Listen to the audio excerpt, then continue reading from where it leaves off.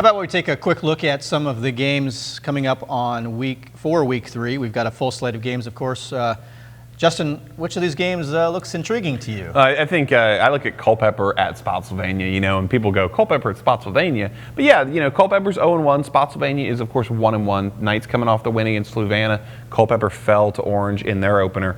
But this is an important game in the 3A East. These are two teams that I think can be more competitive this year, but they're definitely going to be fighting for wins and, fighting to stay in sort of that top half, or the bottom half of the playoff teams in the 3A East. So the one that gets a win here, big advantage. I think Culpeper throwing it up and down the field, Spotsylvania running that wing T, whoever controls the pace. Low scoring game, you like Spotsylvania. High scoring game, you like Culpeper.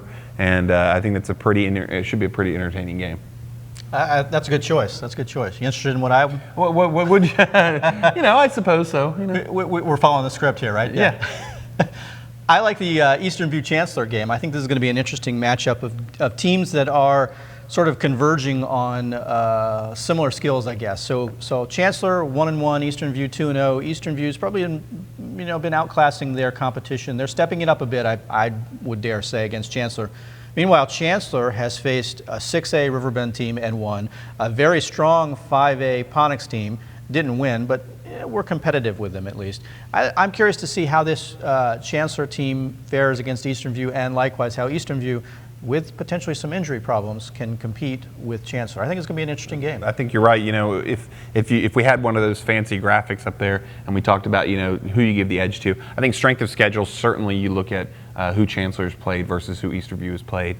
Quarterbacks, Josh Stallings, Jason Brown. That's a tough matchup. They've got weapons. Chancellor's got wisdom.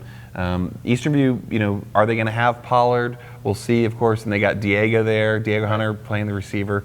They both have weapons. They both have good quarterbacks. High scoring game. High scoring game. Yeah, absolutely. That game is at Chancellor, so if you're in the area, I think that would be a good game to. That's going to be an entertaining and maybe long, high scoring game. I think so. A couple of county rivalries going on this weekend as well. Yeah, in Stafford County, of course, you have Stafford and Colonial Forge, and in Spotsylvania, you have Riverbend and Massaponix. These two actually kind of parallel each other nicely. Stafford and Riverbend, both 0-2. Ponix and Forge, both 2-0. So you've got two sort of rivalries where the underdog or maybe the less favored team is looking to reach up and surprise somebody and maybe get their season back on track. Yeah, and when you get those county rivalries, you can oftentimes throw the record out the window. I mean, these are teams that know each other quite well, so those types of games lend themselves well to a well-played game. Yeah, sure. Absolutely. If Forge has got so many offensive weapons, Stafford's going to have a tough battle ahead, and of course Massaponix with all those 11 guys touching the ball last week. Riverbend's got a tough battle ahead.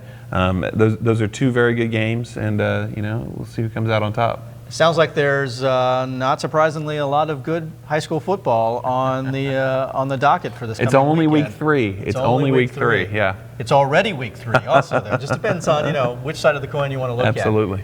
Lots of great games. Hopefully, you've got a favorite team or two, and you can get out and see a very good Fredericksburg area high school football game this weekend.